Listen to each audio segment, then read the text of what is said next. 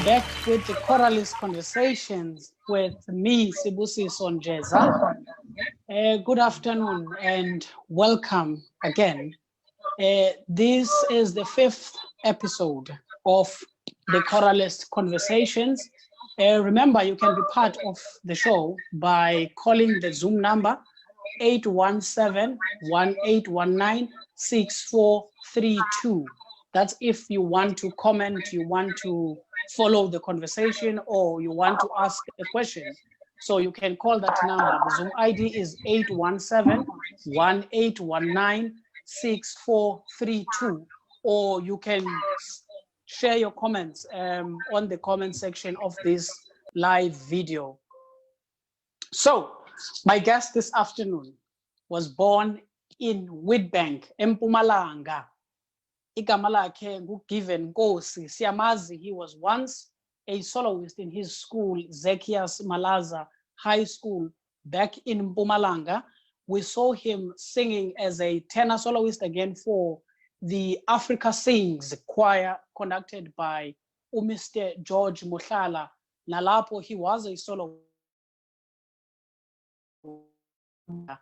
Before he left school, his high school, he was part of the Tirisano Youth Choir that was conducted by Mr. Mzwandile Matthews. I remember at some point, not sure if it was 2003 or 2004, you will correct me.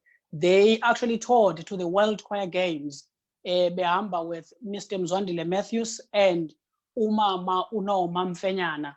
This guy came to Cape Town and enrolled at the South African College of Music at UCT. I know at some point he was also part of the choral training program at the Cape Town Opera. Given, welcome. Come in. Let's talk. Yes. How are you, sir? How are you? Kitchen, aprons. Are you cooking? Yes, man. This is my second favorite place. I'm always on the kitchen. I'm always cooking. I'm always cooking something, even if whether it's concert cooking or food cooking. Selling is. Hey, you never disappoint, Rena. So what are you cooking this afternoon? What are you cooking? I'm just making chicken and mashed potato and a bit of some veggies on the side. Yeah. Hey, you're a cooking tenor. You. Okay, no, we'll talk about it. Tell me, you have two names, Given, Jabulani. Which one is official? Is it Jabulani or is it Given? I actually like Jabulani now more than Given. I don't know why, but I actually feel more Ubis. I think it's because Nyaza why they call me Jabulani, and I know why they call me Given, but Jabulani means so much to me than Uland or Given. Given. Just briefly, why were you called Given? Because everybody knows Given. Only a few know about Jabulani. So why Given? Yeah. First of all, I'm a last born of 6 kids, Bagatata Mama. So I guess this is how I see my life. I feel I'm a blessing to a lot of things. Wherever I go, is into Zienzek. So I feel I was given to my family. That's why a lot of things around me. And then Ujablanike, I think. Yes, you do. Yes, you do. Yes, you do. I always tease tenors, those that follow my posts on Facebook. But guys, I'm sure today you agree with me. It's the first time I'm talking to someone who is in the kitchen. I mean, it's clear that today I have a tenor in house. The rules have changed. The conversation is happening in the kitchen. Imagine. So tenors will always have their flair. But man, we've been locked down for more than 2 months now. So what are you doing? I know you're a new father. So what are you doing with your time? Okay. At this point in time, I'm spending too much time with my daughter, Undalo, which is another blessing in my life, which came at the right time, where I actually needed a blessing. And she has changed me a lot. A lot of things have changed in Millennium because of Fundalo. And yes, Tata Gandalo. But other than that, I was fortunate enough to meet someone whom I started working now with a voice. So I spent so much time doing a voice lesson in a car with someone somewhere else. This technology thing has changed our lives, and I think we should just get used to it because it's going to be like this for a very long time. So even now, my introduction, I was supposed to be singing. I planned I'll be singing, but because of the area that I stay in, they didn't allow me to make noise. So, but next time, I promise everyone that's watching, next time you see me, I'll be actually singing, doing a concert in a kitchen somewhere cooking. That's a brilliant idea. You see, now the rules are changing, but you're right, man. I mean, it's not even a question of whether we want to embrace this technology thingy or not. It's not a choice. Yeah. It's a question of when are you going to decide to ride on the wave? The wave is already there. You can either ride the wave or be at the back, and wait for everyone else to do it, because it's not a question of whether you will or not. Eventually, things are going to be done on internet like we are doing now. So thanks for bringing that up. Man, let's take it back. When I introduced you, because I know you always speak about this, that you were born in Witbank. I've never been to Witbank. The only time I was in Mpumalanga, I think I was in a place called Balfour. Is there a place like that in Mpumalanga? Yeah, I think there is a Balfour in Mpumalanga. Yeah, that's as far as I've been to Mpumalanga. Yeah. So tell me, can you just a few minutes describe how life is in Witbank and how Witbank and Mpumalanga has managed to produce so many fine singers? Because I always see fine singers coming out of Mpumalanga.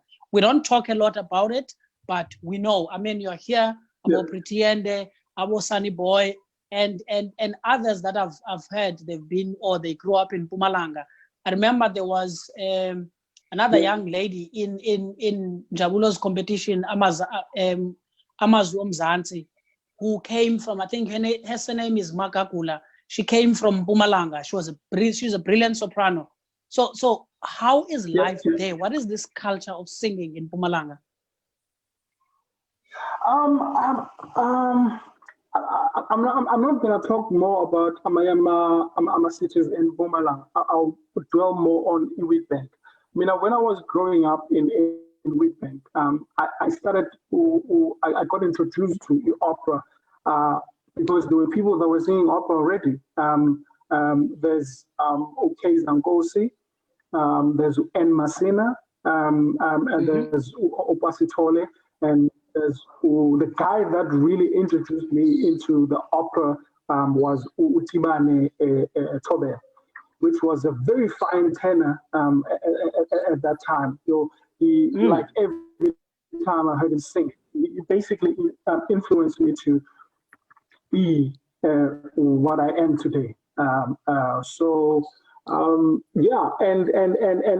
it seemed at that time the culture was already going because I'm not sure if I like to tell you my story, how I actually got into this business. I was we always talk about this with my friends because I never got to play soccer that much. I was on my way Yes, to yes. go play soccer. So in a primary school, I was lucky enough with primary school. The music teacher in my primary school was a conductor with church choir, and then the Okay. vice principal was the conductor with senior choir, which Mr. Demande is the founder of Ukeza and Nkosi.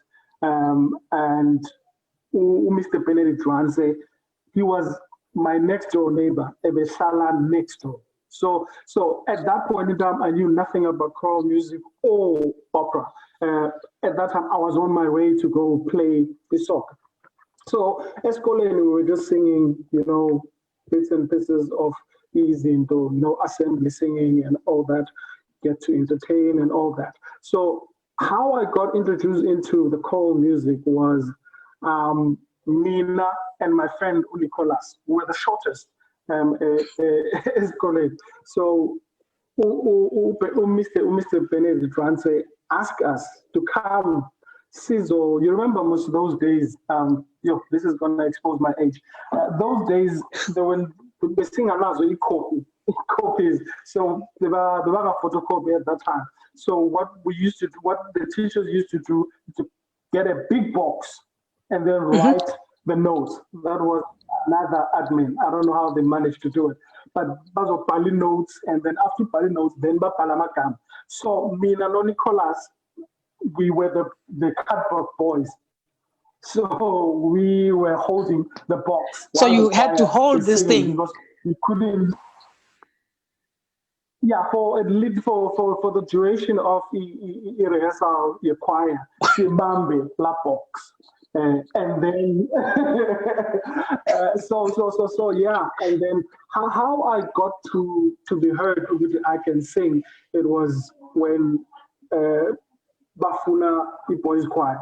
And so yeah, at that time I was a pure soprano, pure soprano, and yeah, and then that's where Mr. Demande, Mr. Benedict Ranser heard me sing, and then they were like, "Hey, you when you are out?" So you upgraded graduated from the thing. Level 20. I graduated from a box to the choir member. But now the difficulty about Young Kelendo was I couldn't sing Itena because Itena notes were very low, which some of the notes are still low now, because I was a soprano, pure soprano. And I remember when they asked me to sing Upper Makawe as solo. Nkosi, at that time, I was a pure soprano. Like I could sing that in a soprano. So that's how I got. And it was hard. But I was supposed to be in the choir, but I didn't even know what I was singing. What I was singing. Then I was soprano because I managed to. I think they did Tanda in soprano at that time, and my sister at that time was singing as well in the choir. So this is where these high notes come from. I got discovered. That's where the high notes are coming from. Because now I understand. Moving from the soprano to the tenor. Yes. Okay. So now. So yeah, and then. So now you moved from primary to high school, and I know when you joined when you joined Africa Sings, you were still at high school, or was it after? Did you do it? No, I was still in high school. This is what happened. So I moved from a primary to a secondary, which was in next door. So literally, like I moved from the school to the East College was in next door. That's when I met Mr. Njeza, and then actually Mr. Mshala came Eskolweni where when we were singing the boys' choir. He came to come coach us. Mr. Ranze asked him to come as was coach of the boys' choir. Actually, it was my first time there to hear someone with a big bass voice like that. He's a that time he was a soloist with the other choir. So yeah, and then so that's when I met him, and then yeah, that was it. And then of and then I went to a high school. When in high school, and then I was singing with choir again. The choir, the church choir, which Mr. Ranza was conducting as well. And then that's when I got introduced to Indozama choir, the senior choirs and then competitions and all that. I remember then, with 1999, we're doing the SATU competition. That's when Mr. Mhlala came to Eskoleni again. And at that time, they said, so I could sing the tenor. So I was singing the quartet in and then shall you light. So he came to coach us, and then he spoke to Mr. Njeza, and he was like, hey, I like the tenor.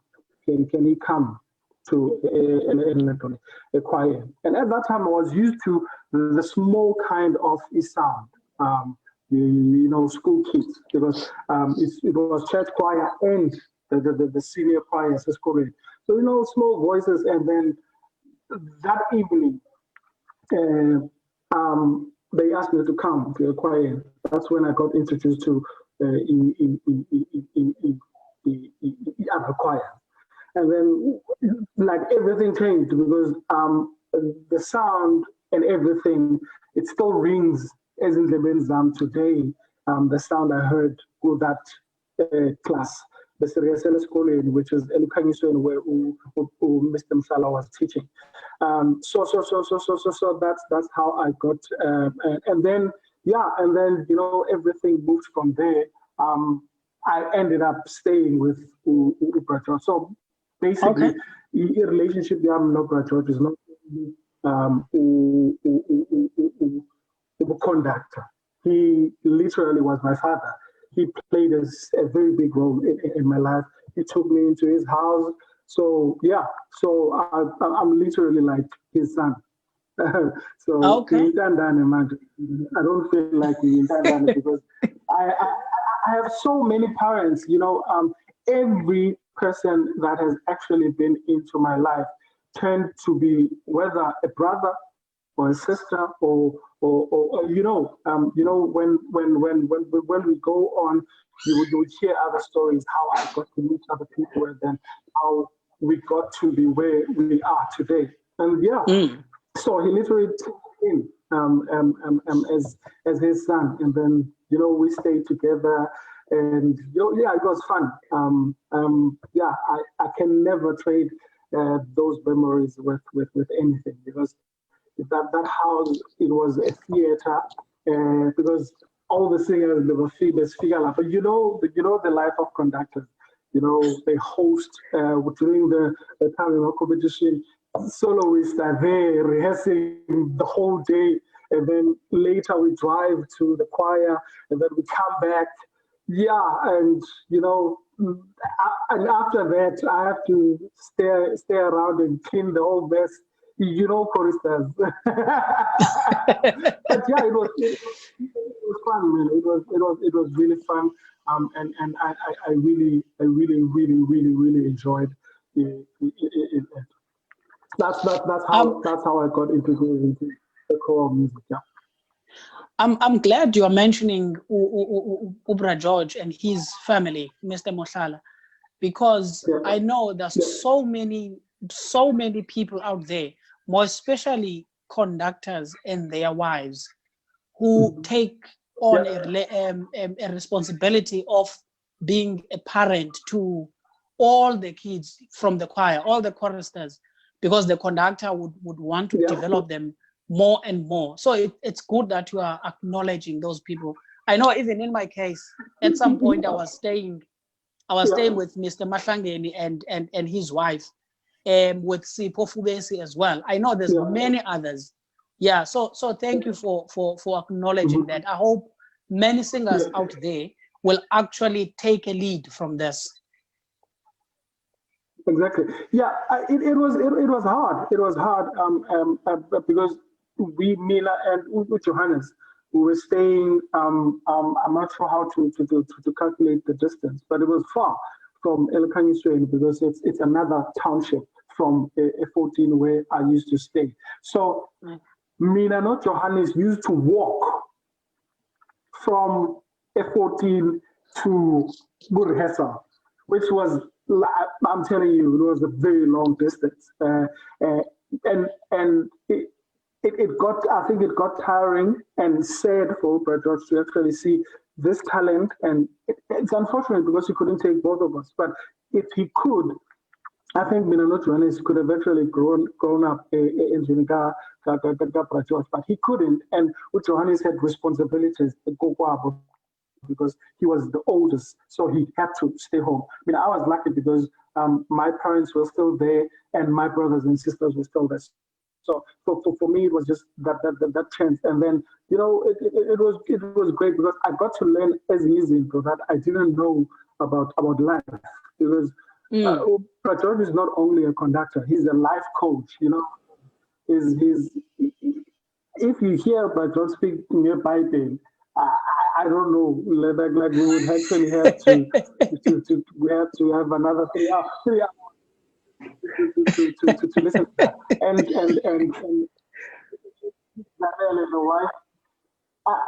you know, I think when I say my life as a whole was a blessing,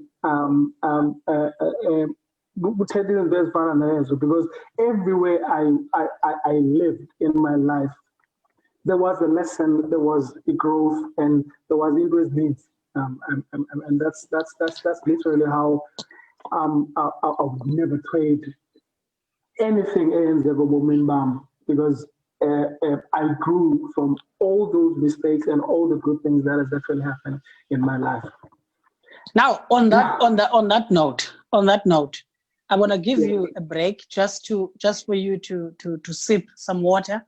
I have special guests that I want you to meet.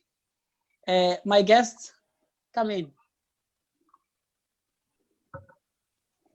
Okay, your video. Yes. Good afternoon, my guests. Let's see if Given can see you. Molweni. Molweni. Hi, Given. Hi, do you know these people, Given? Do you know them? These are my parents, bro. Oh man. Mr. and Mrs. Moshala, welcome. Hey, how are you today? How are you? We are fine, man. How are you, man? Good.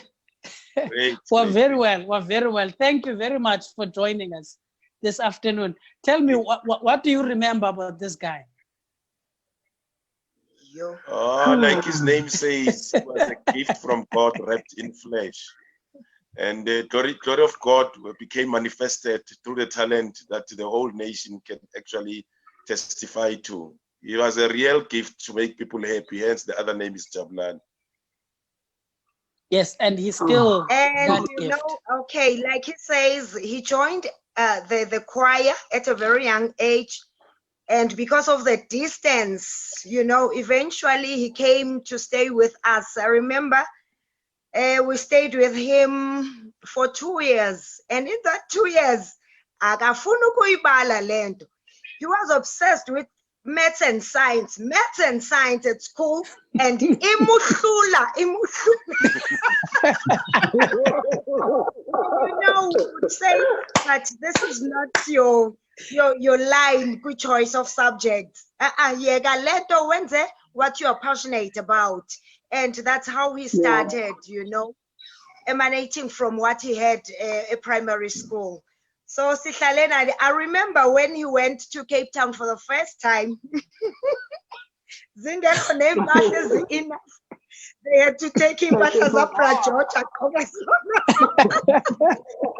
Jay, all in all, Mina, what I did on my part as umama wake, I would embrace the talent and all the conversations they had with Upra George as Eshoguti. Most of the time, he became his life coach. So when I was citing, you must just embrace the whole thing so that umntwana aphumelele afeze iphupho lakhe. Yes, that's absolutely beautiful. You are mentioning something very important. You know, this thing of careers. We spoke a little bit about it when I think it was episode 2. I had Mr. Tembela Vogwan. We spoke about this talent development and career opportunities. And now you just mentioned that one would be in a stream at school that he or she is not passionate about. And I like the fact that you both are teachers. So what advice can you give to conductors, more especially school choir conductors, where the likes of Given, you know, are identified in terms of them following the passion? Because others end up dropping out of school because they can't manage this maths and science or accounting or any other subject, but they want to be in the arts. So what sort of advice can you give? Mhlekazi, you know how life is designed in such a way that things shouldn't happen in a form as if it is an accident. You see, I know what becomes very difficult, not only as it relates to music, but for one to be able to really discover what his real purpose, his strengths are. It's something that becomes hidden until God sends an angel or a Messiah that have got to actually say to you, this is the direction that you're supposed to take. But having said that, music is another what we call career. Remember, it's unfortunate when, for instance, within our South African context, when you were to consider music, it doesn't matter how good you can be. One of the weaknesses of this gift is that it's not an insurable commodity. So as a result, it is much important that sometimes, irrespective of how gifted you are, irrespective of how much talent, remember, talent, when you've got talent without education, without the consolidating ennoblement, you actually reach a point of marginal utility. Because you see scholars substitute take back. God can give you a talent, but the talent is dry. I know that it can actually be able to take you to other great levels. It's very much important. You see, like in the case of Ugiven was born with this talent. No one made this voice. It is a direct gift from God. But at least our job was to provide him time and space, whereby you could actually, point one, realize what he has and actualize the gift that he has. For instance, even before he went to Cape Town, one of the things that I think Ugiven, I used to drive him every Friday, you know, twice in a month, taking him for, you know, elementary studies in terms of the theory of music and also in terms of choral technique. He was trained by Professor Runge Werner at Potchefstroom. Yeah, every Friday, one will have to drive him there. Now, so that you need to understand, which not for conductor, not we know up to a particular level, such that at a particular stage, you've got to then to those who are more knowledgeable and skilled in terms of how to make sure that such voices doesn't actually come to a demise. I'm very happy that most of the choristers of Africa sings, bonke. I might have failed in other things, but there's one thing that I did not do, damage their voices. Yeah. Hence, their talent is still preserved. Yes. When Abondlandla, Bambizumpopi, Abo Sunboy, is in Germany now, Abo Ed Masil, Abo Edward, who I'm very proud of today. I think he's having a master's in music. Because one of the things that we have as a responsibility as conductors is to inspire. So at least one could actually be happy that the little contribution that one would have made in music, it's not about how many trophies that you have made, but it's about how many lives you could actually change for the better. Yes, ma'am. That's excellent. I love what you just said. Maestro Kamal Khan is one conductor, one scholar, one brilliant musician who never forgets the school and community choir conductor. He even motivate that his students that he meets at university, at some point in time, they must always go back and sing for their teacher, because their teacher is the one who actually knows the voice, who actually knows where these students come from. So what you are saying is actually true. Before I let you go, so that I continue with Given, I just want to speak about the state of choral music currently, the state of choirs. We see what is happening. For what it's worth, we lack discipline in some cases as singers, as choirs. You produced the likes of Abo Given and others that you've just mentioned. Where did we lose the track? Where are we missing it? That today, the state of choral music, it seems like things are falling apart. What is happening? What are we losing? What are we not doing? Mhlekazi, you see, that's what really disheartens and becomes painful to a lot of us, those who are very passionate, who have this art form at heart. See, there are political, there are social, there are economical factors. Let me start with the political one.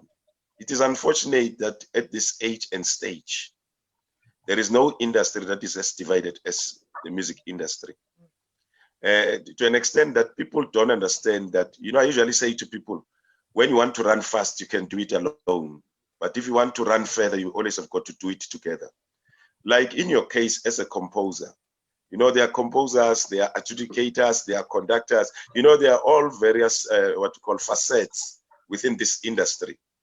And until and unless there comes a point in our lives where we'll have to work as a monochrome, because our strength and the survival of this art form is actually premised on the unity, the cohesion, the solidarity, amongst and between ourselves. To an extent that what is important is that we need to actually try to minimize this concept of associating music with competition as against cooperation. Yes. That's the first thing.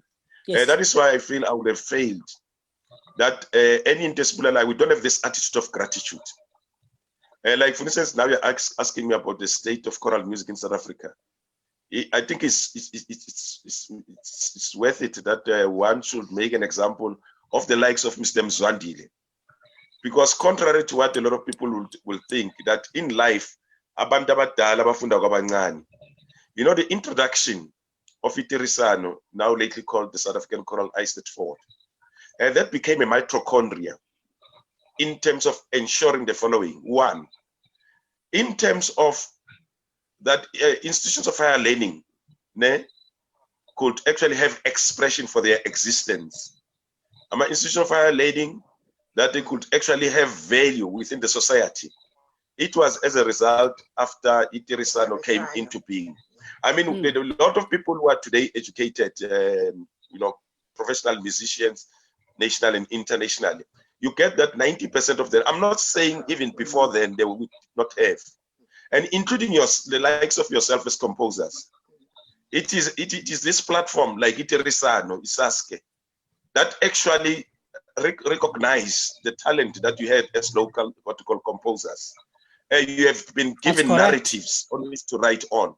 You've been given time and space wherein your talent. Today, we are respected as one of those astute composers. And there's absolutely nothing that you can tell me that is Isaske, as this, what you call enrichment program, TPE, has contributed towards what you are today. Isaske, he developed most of the conductors, like for instance in Mpumalanga. I will tell you that more than 80% of the people who are now conducting, and even in the neighboring, what we call provinces, some of them were active participants of Isaske. Some of them were my choristers, because like Given has rightly put it, I knew them at their youth, whilst they were still at primary, high school, because in Mpumalanga, I think we were only 3, you know, for over a period of 20 years. Those people who were supposed to actually, you know, assist choirs in terms of coaching, training, assisting in terms of musical analysis, you know, and every, what we call, aesthetic consideration, artistic and technically. It was our responsibility. So now, music way too, you know, let me say, in the pre-corona period, there was that sense of vibe and hope. About all mutual about SACMA and all this at SAP. But you'll agree with me that now, just good stage, like for instance, sponsorship because of the economic recession and economic challenges in our country. Sponsors are pulling out. Ne?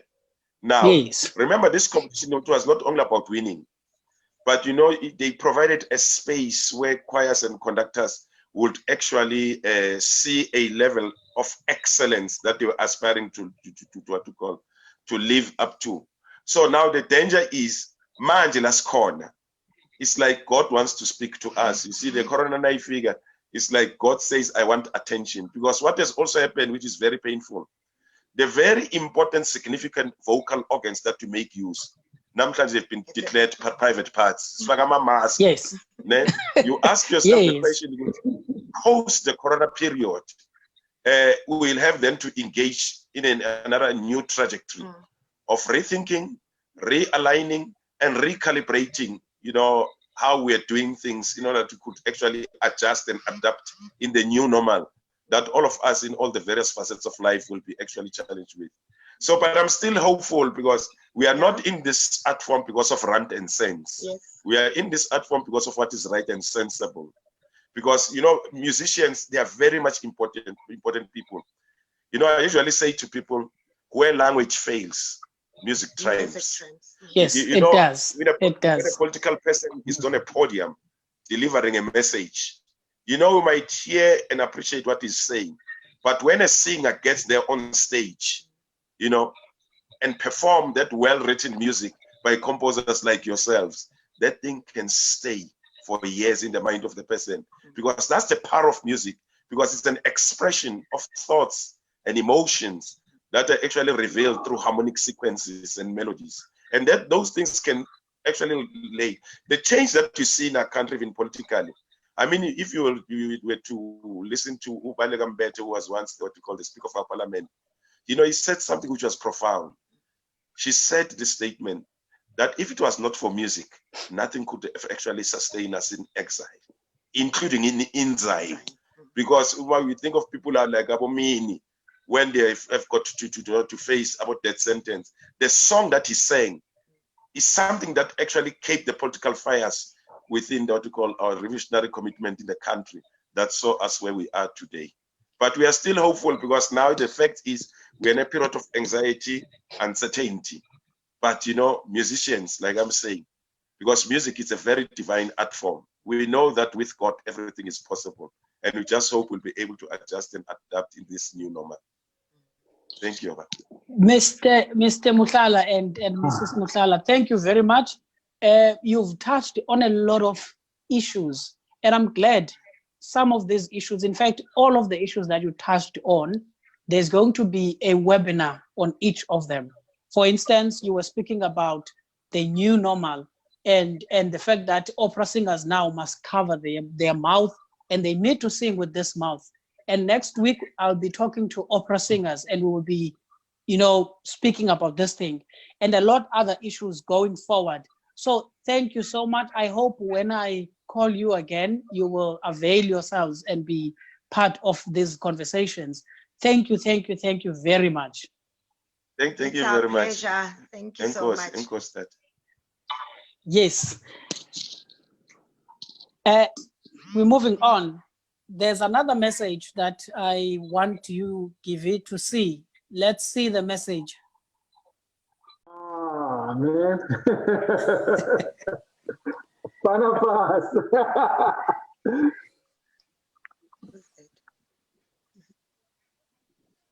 Okay, let's bring it back. We want to hear this message.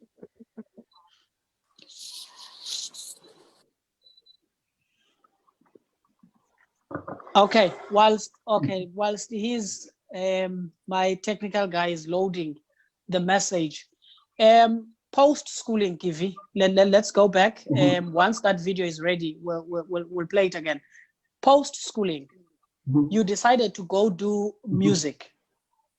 You decided to come to Cape Town, basically. And I know it's always a problem with parents, you know, with our families, the fact that we decide out of the blue that we're going to go study music at university. So your journey to Cape Town, okay, the video is ready. The video is ready. Let's listen to the video. Greetings to you, Maduna, and to your lovely viewers. Let me first thank you for reaching out and giving me this opportunity to be included in your amazing content, man, especially today's one. That guy you have there, man, Ugivi, Givovo, Givenchy, Nom Givi, J, Kuya, .mp for Mpumalanga, Niwa, .ec for Eastern Cape. He knows what I'm talking about.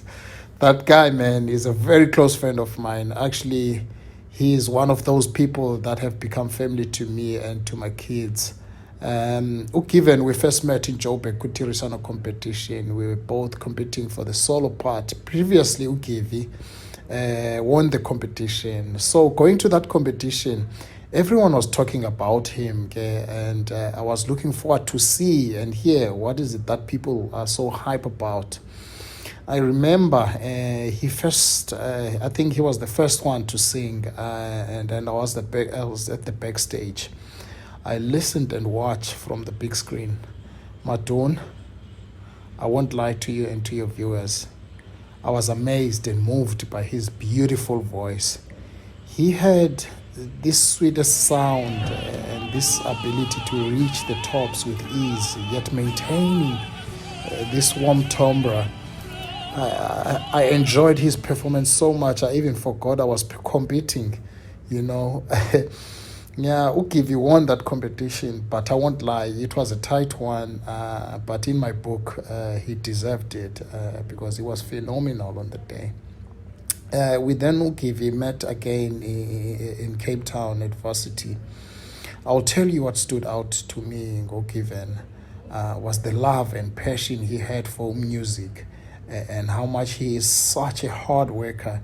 He pours his heart out to his music, and that's what makes a remarkable artist, in my opinion. He is free-spirited, and I commend his strong-willed personality. And Ugivi is a man of integrity. I like that so much about him, and has become a wonderful friend and brother to me. Not only he is an amazing friend, but I have watched him grow so much as a person and as an artist. I remember we started a duet together. We called the duet Kwela Tenors. He came up with the name. We had a couple of gigs around Cape Town, and we enjoyed ourselves so much. And we had so many ideas about Kwela Tenors on how we're going to take it to the next level, you know. But one would get commitment somewhere, you know, and would lose that momentum, you know, and lose whatever that we have built, you know.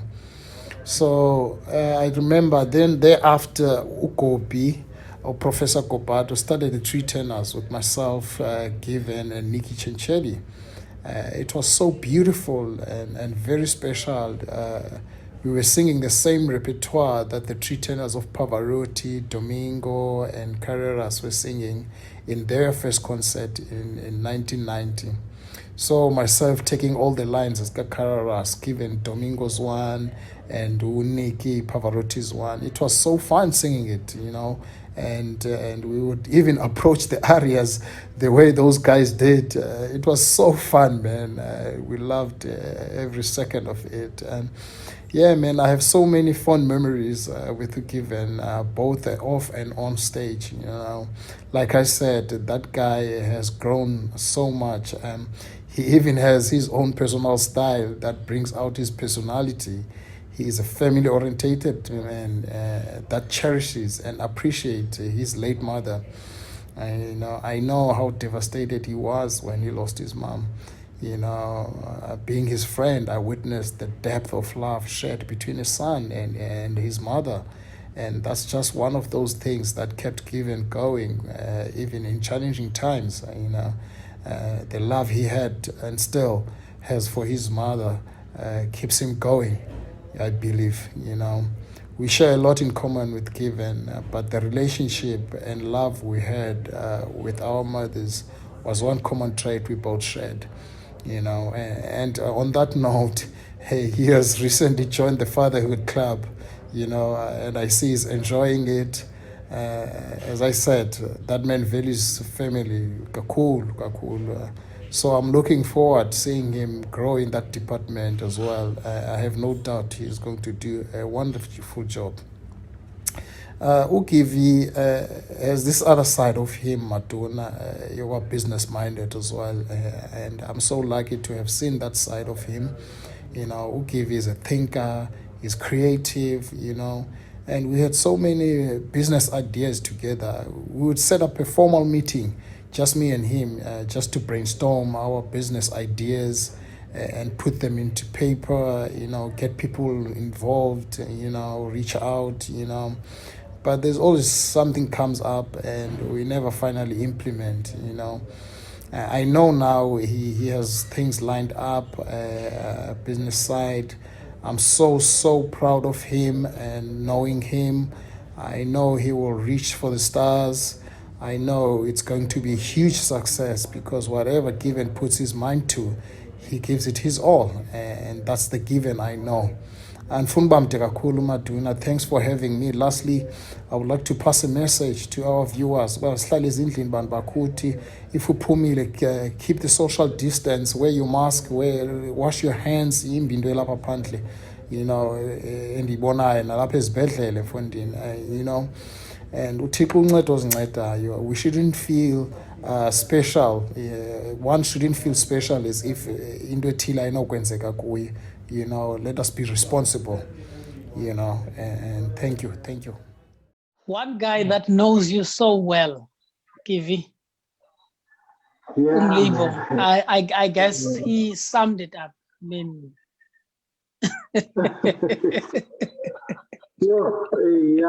this take another turn, man. Thank you so much. Thank you so much for bringing Mr. Mhlala's family and for Umlam into this. I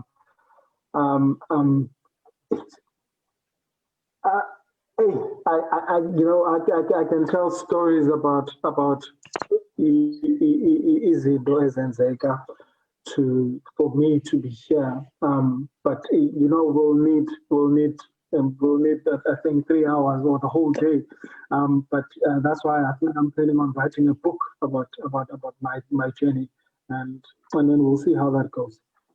Yeah, that's brilliant. That's brilliant because it gives an opportunity for you to narrate your own story instead of other people narrating your story.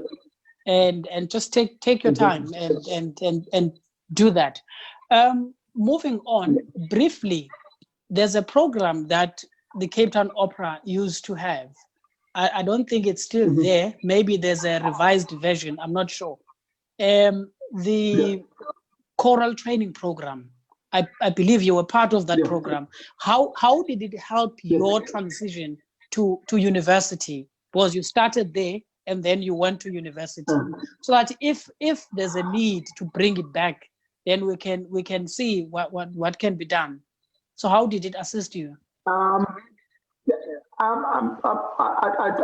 won't lie to you. I think it was one of the greatest things that actually happened to me and my colleagues at that time, who were planning to go to the university. One thing that whether you have a kind of an opera singer, the one thing that you need is the voice and the stage experience. First of all, ECTP groomed us. So Nano Sipo, Sibusiso, which is one of the guys I met with CTP, and then we continued through. And I think I've met I've met you through Sipo. So Indo Saifunda with CTP, I don't think like for I think wonke umntu that actually plans uya kukulento needs that program. I'm not sure how the foundation programs work at college because I've never done it. Because we were lucky enough, Tina, because at that time when we came, we didn't need that foundation because we already had the foundation from ECTP. And it helped us so much. I remember Milano Sipo, we were chased away a class in theory, musical theory. We were chased away because we knew too much. We were just practically bored in a class because everything that we learned at university from February till June, we knew and we aced it. And so I would say if we get a chance and Cape Town gets to get a sponsor again, that's a great program. Or even if it's not Cape Town Opera, but if someone somewhere can actually develop that program and make it an academy, which can actually bridge through high school and university for musicians, more especially for students that are coming from the community schools, which is the black schools where music just got introduced now. But to further when this more of the things for the theory and the experience on stage and stagecraft and all those things, you get to bridge so that when you get to the university, it's a flow. You know exactly what you're dealing with and all that. Okay, let's see. Do we have any callers at the back who would want to speak to Given, comment, or ask questions? Is there anyone coming through? Okay, we have Felicia Lesh. Welcome and go ahead. Thank you. Hello, Sibusiso. Can you hear me? Yes, I can hear you. Welcome. Thank you. Thank you. Thank you for the invitation, firstly. And Given, so nice to hear from you firsthand about your experiences. I've heard you sing often and admire your singing greatly. This has really been such an eye-opener. Really, thank you. Thank you so much. Yeah.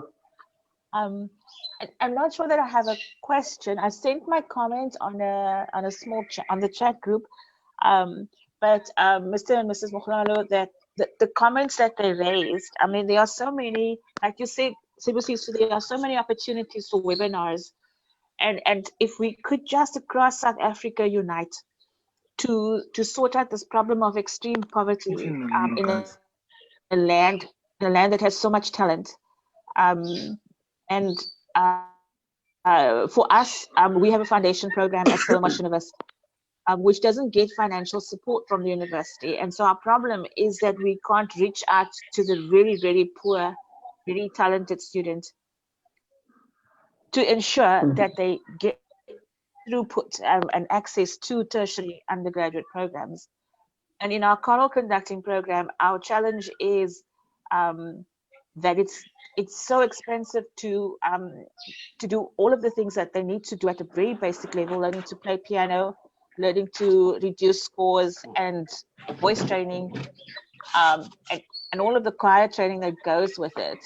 And yeah, we've seen the benefits of it in our students that get to work.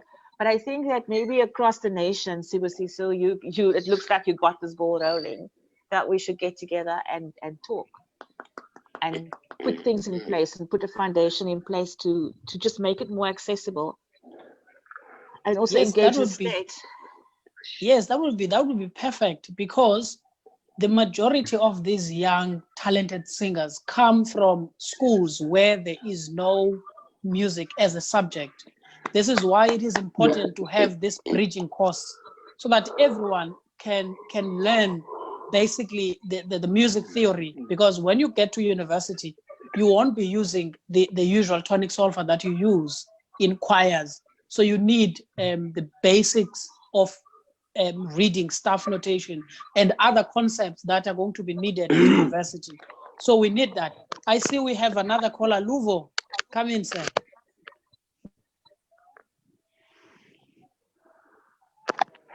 Hello? Come in. Go ahead. We're listening. We can hear you. Oh, Timothy Tayongogane? Nguwe ngoku ngena. I-technology yadazi kaloku molweni ngethunana mani.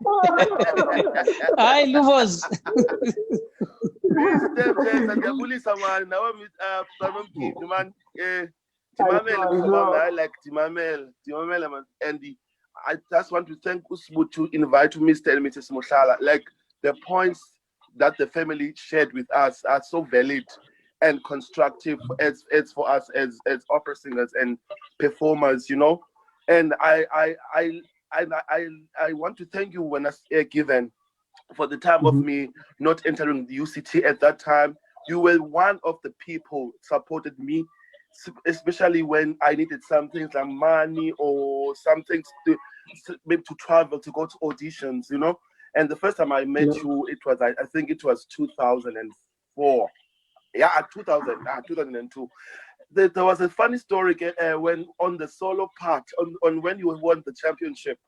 So what happened is that all the tenors sang the song in English, and you were the only one who sang the song in Italian. So everyone was so scared. Like everyone was like, "Aibo, guys, what happened in the Eastern Cape? Aibo, everyone we learned all the music in English." So you and brilliant on what you just said about your childhood, where you grew up. So I just wanted to ask you a question. Did you go back now to where you grew up, to plow back of what you like to make a training program for choirs, maybe to help to coach the kids? Did you go back to do that after your success in opera? I did go back and then did some facilitating there and there. But because you know how this business is, sometime I would confirm Uting Zoya, but I end up not going because I've signed a contract where I have to travel, go somewhere, and then. But ever since I came back, I couldn't because there was just a lot going in my life at that point that I had to discover, I had to sort out.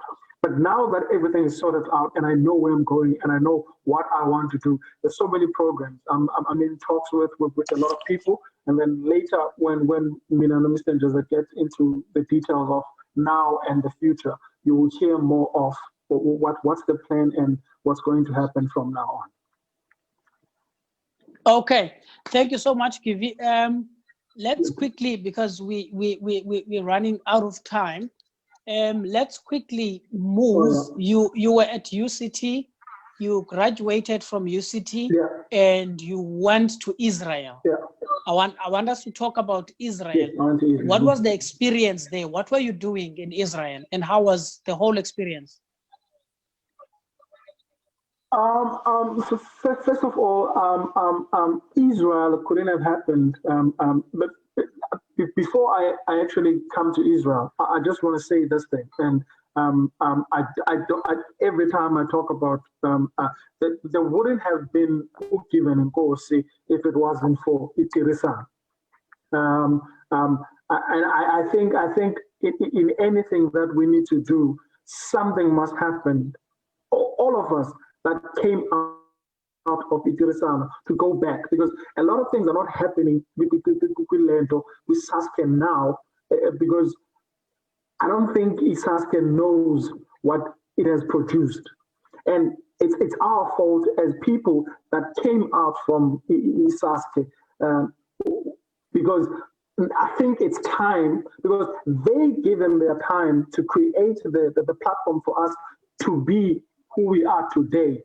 I think now it's the time we as the product, as to create something to give back to the Saskia, so that the Saskia can actually get more recognition, because now they only put their money in something that Abaibona. If we can actually create a concert every year, that would actually yonkelo mali that we make out of that concert, whether it's a touring concert from Cape Town, Johannesburg, Durban, wherever. But that money that we make go back to Itirisana and Sasuke, that competition would actually be the foundation as strong for everyone that's coming up. Because now, Abandona, they are, it's sort of like it's a very small passage where Abandona has to go through. Unlike where Tina, what Itirisana was at that time, there was money, there was a lot of things. It was easy for us to travel. I remember, my first flight was paid by Itirisana.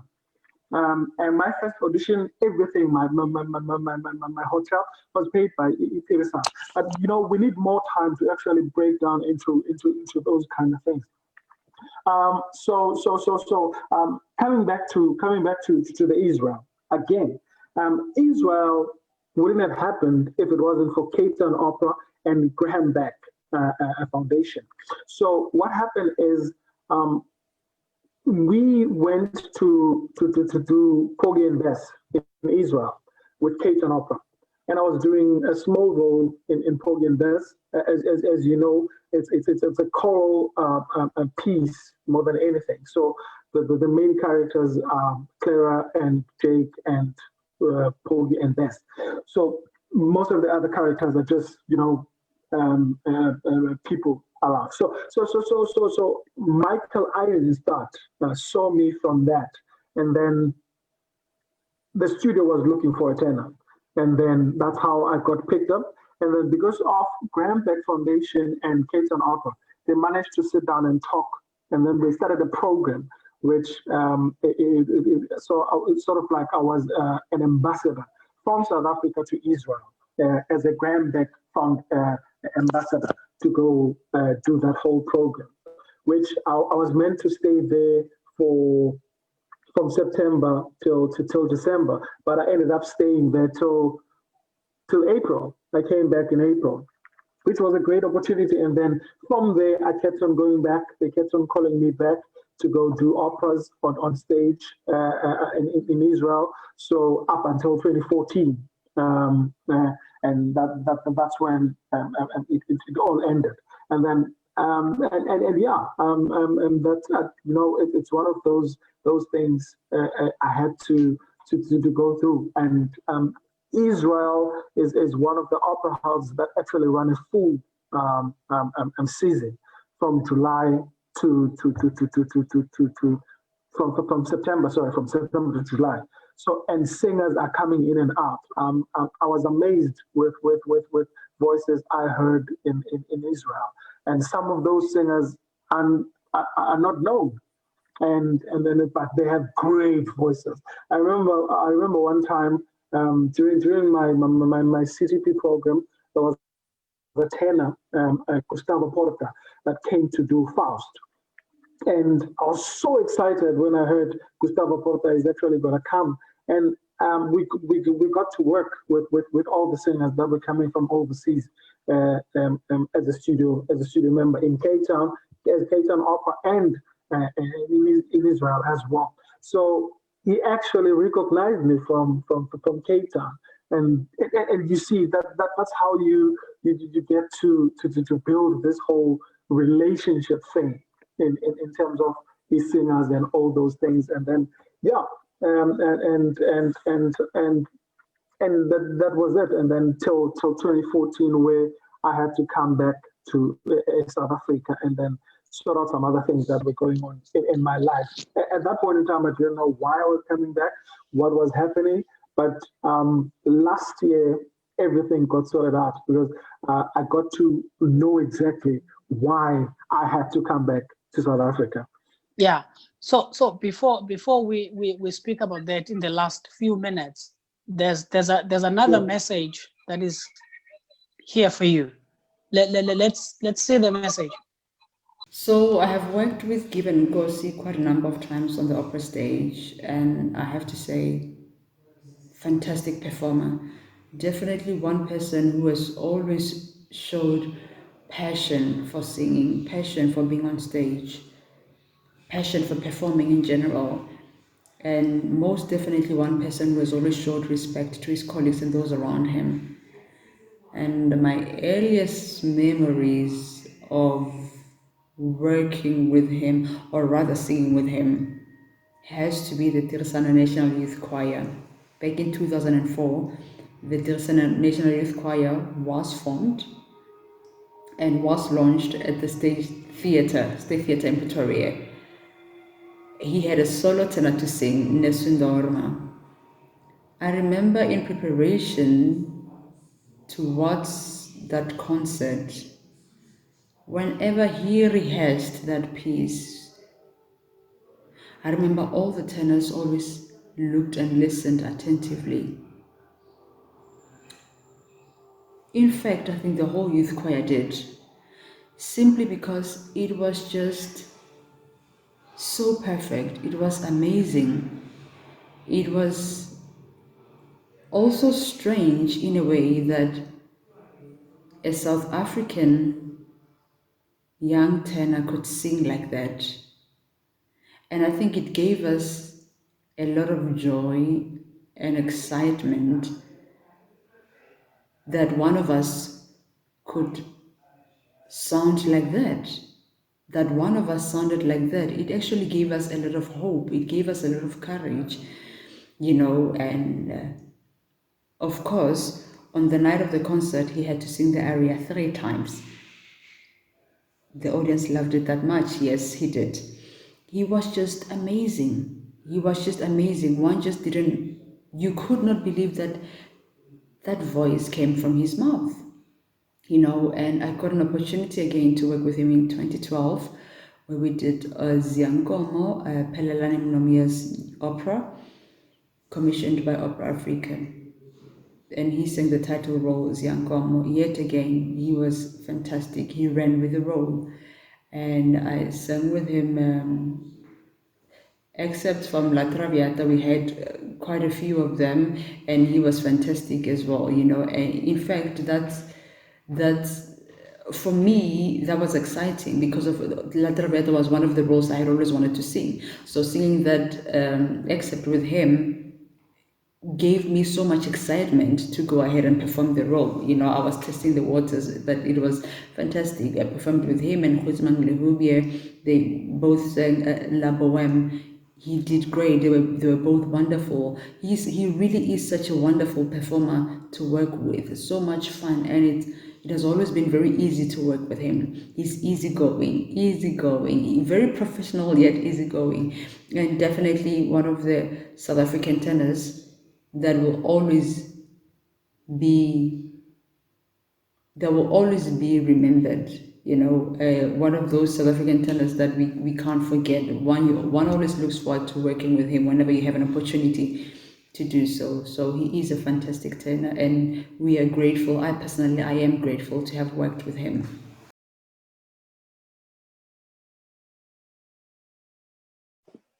That is one of your colleagues talking about working with you.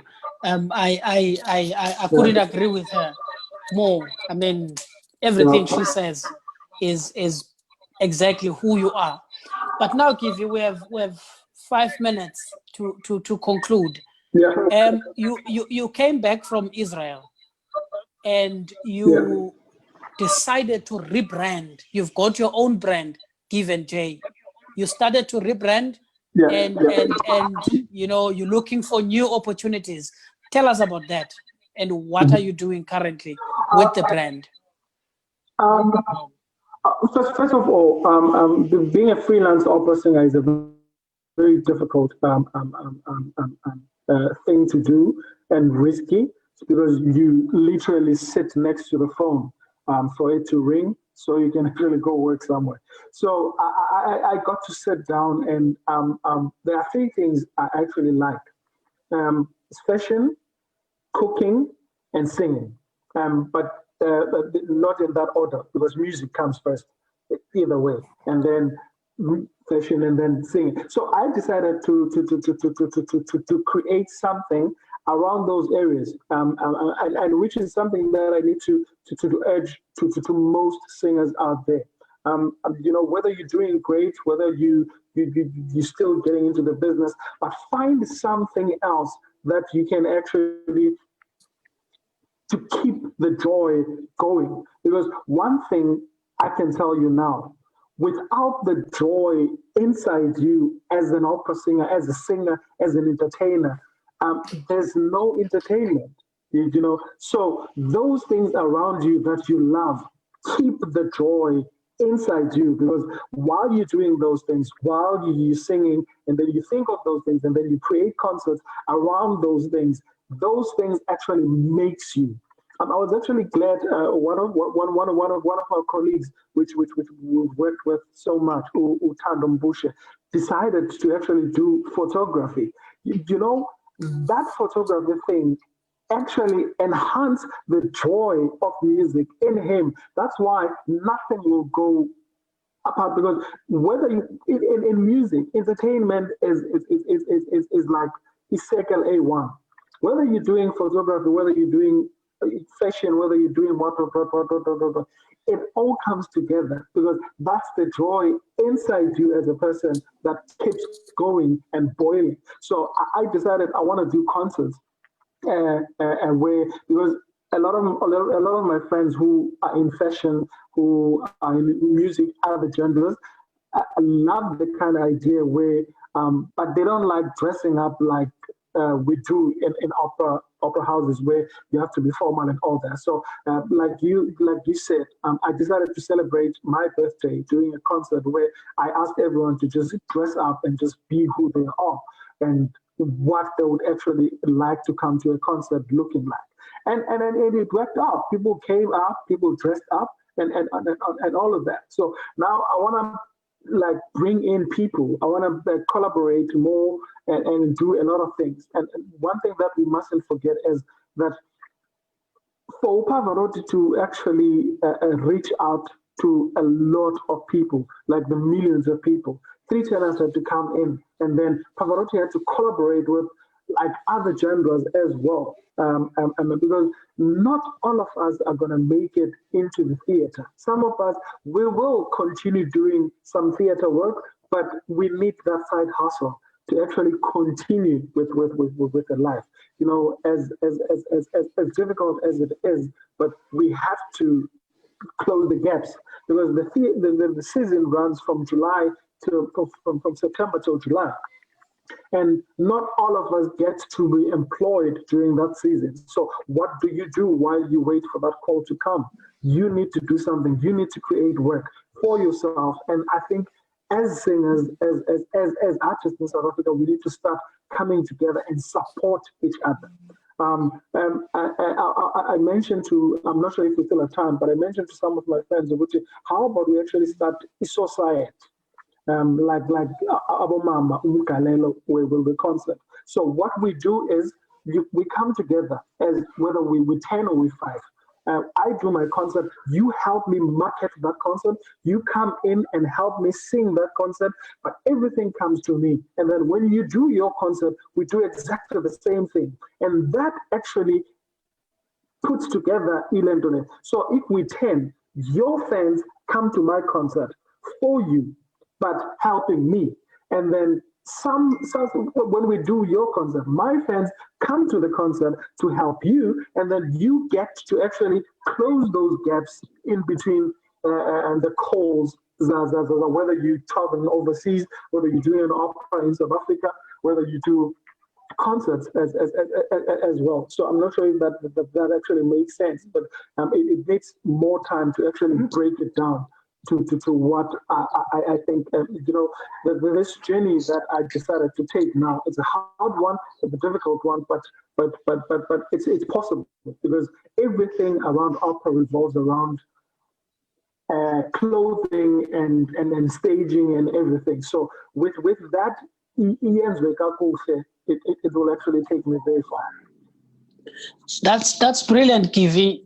Thank you so much. We must end it here. Thank you very, very much.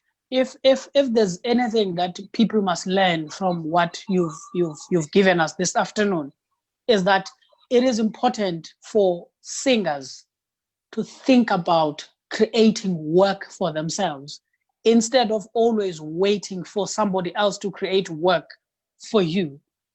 2, it is for singers or artists to sort of find their happy place within what they're doing, so that whatever you do, it doesn't feel like work. You are always excited about doing it. 3, you have got to make contacts. You've got to create networks for yourself. You've got to always present yourself such that people are attracted to you.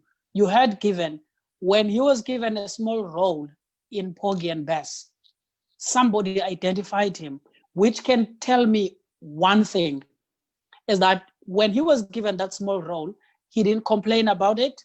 He made the best of it, such that somebody identifies him whilst he is doing a smaller role. So always be at your best, whatever you do.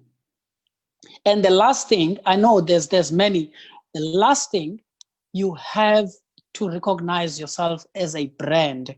He just told us that he came back, he rebranded, and now he will be presenting the cooking tenor that he is and the most fashionable tenor that he is.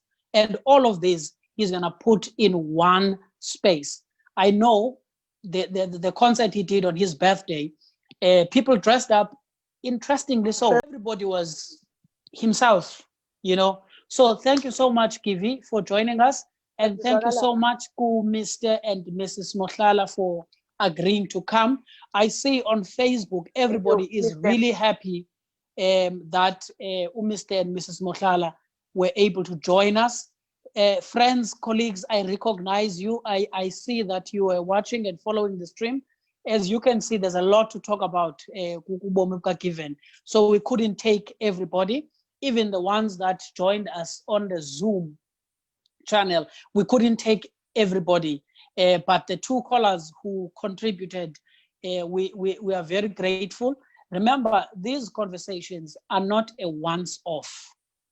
If it becomes a once-off, then I would not have achieved my goal. My goal, it is to trigger further conversations away from this platform. I want you to have these conversations for wherever you are, so that we can change the face of choral music and opera in this country. We are one of the biggest factories in this music, but we are not recognizing ourselves as that. That is why we need to have these conversations. Lastly, Mr. Mohlala raised a very, crucial question as to why are we so divided in this choral music that we are in. I'm going to deal with that in the next coming few webinars, whereby you see black choirs doing whatever they're doing and white choirs on their side, and we're not working together. He mentioned that. So we need to have a look at that as to why after 25 years of democracy, we are still working in silos, and why are we not really focusing on development and making sure that we build the sector. So thank you so much for joining me. Thank you so much, Givi. I am hoping to see you again next week at 3:10. This is the slot we are keeping now. Thank you. Goodbye.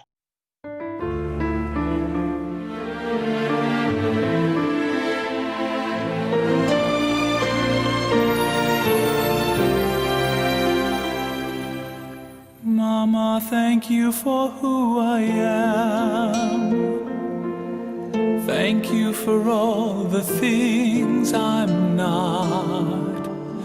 Forgive me for the words unsaid and for the times I forgot. Mama, remember all my life. You showed me love, you sacrificed. Think of those young and early days, how I've changed along the way, along the way. And I know you believe, and I know you had dreams, and I'm sorry it took all this time to see that I am where I am because of your truth, and I miss you, yeah, I miss you. Mama, forgive the times you cried. Forgive me for not making right. All of the storms I may